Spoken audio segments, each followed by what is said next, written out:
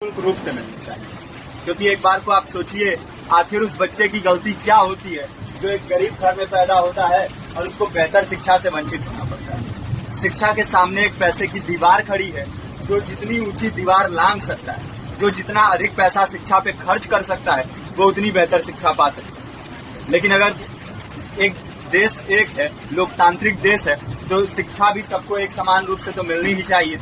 आज परिस्थिति ये है कि एक तरफ तो प्राइवेट स्कूल हैं जो लूट के अड्डे बने हुए हैं, वहाँ पे आप एडमिशन कराने जाएंगे तो सिर्फ एडमिशन के नाम पे ही आपको 10,000 20,000 रुपए देना होगा। और कमीशन खोरी का ऐसा धंधा है कि कॉपी, किताब, टाई, बेल्ट, ड्रेस, जूता कहाँ से खरीदना है ये आप नहीं तय करेंगे वो प्राइवेट स्कूल वाले। यानी आम लोगों की मेहनत की आखिरी कौड़ी उनके जेब से वसूल लेना चाहते हैं। और दूसरी तरफ सरकारी स्कूलों में न तो पर्याप्त टीचर है, न पर्याप्त बिल्डिंगें।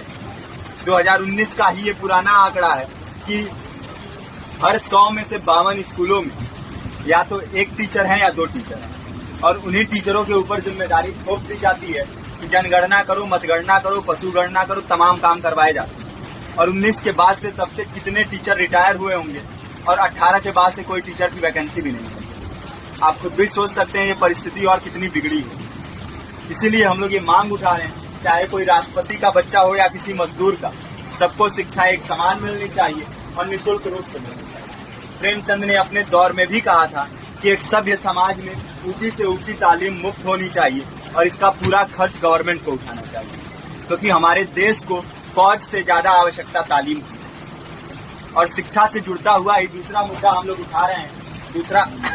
दूसरा मुद्दा है रोजगार का।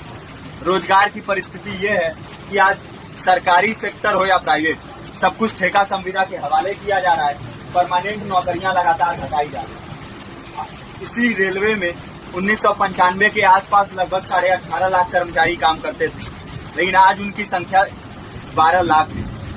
आप खुद भी सोच सकते हैं कितने बड़े पैमाने पे परमानेंट पदों को घटाया जा रहा है। और आज आलम ये है, एक तरफ लाखों पद खाली पड़े हैं, फिर भी कोई वैकेंसी नहीं निकलती। जो वैकेंसियां निकलती हैं उनमें भ्रष्टाचार होता है, पेपर लीक हो जाते हैं।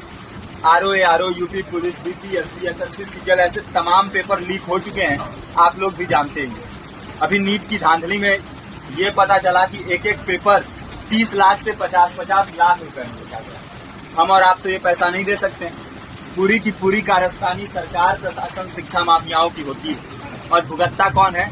आम घरों के लोग, जो लोग सालों साल तैयारी करते हैं, दिन भर में 10-10 घंटे, 12-12 घंटे पढ़ते हैं। और इतनी कड़ी मेहनत के बाद, सालों साल की मेहनत के बाद उनके हाथ लगती है तो सिर्फ हताशा, निराशा, अवसाद। बहुत से छात्र नौजवान जो इस बेबसी में, इस डिप्रेशन में नहीं जी पाते, आत्महत्या तक के कदम उठा लेते हैं। लेकिन ये देश की विडंबना है कि टीवी चैनल, अखबार, मीडिया, नेता, मंत्रियों के लिए कहीं ये कोई मुद्दा नहीं है। उनके लिए मुद्दे हैं तो जाति, धर्म, रंग, नस्ल, अगड़ा पिछड़ा। आज जब पूरी परिस्थिति इतनी भयावह है तो ये जरूरी है कि लोगों के बीच में जाया जाए, लोगों को संगठित किया जाए और एकजुट किया जाए। क्योंकि आज अगर अपने मुद्दों पर बोलेंगे नहीं तो कल को ये परिस्थिति और बिगड़ेगी। हो सकता है ले देके अपनी जिंदगी तो हम लोग काट ले जाएंगे, लेकिन आने वाली पीढ़ियों को क्या भविष्य देके जाएंगे, ये भी सोचने वाली बात है। हमारे साथी ने आपको पर्चा दिया है, पर्चा आप तक पहुंच गया है। पर्चे में और भी बातें हैं, इसको पूरा विस्तार से पढ़िए। पर्चे में हमारा नंबर है, संपर्क कीजिए। फेसबुक का, इंस्टाग्राम का लिंक है, आप वहाँ पे जाएंगे तो आपको पता भी चलते रहेगा कि लगातार किन किन माध्यमों से हम इस अभियान को चला रहे हैं। नुक्कड़ नाटक, संगीत, शिक्षा सहायता मंडल, लाइब्रेरी, तमाम माध्यमों से इस अभियान को चला रहे हैं और कोशिश कर रहे हैं कि बड़े से बड़े पैमाने पर हर जगह पे लोगों को संगठित किया जाए और एकजुट किया जाए। आपके बीच भी आए हैं, आपका साथ और सहयोग है।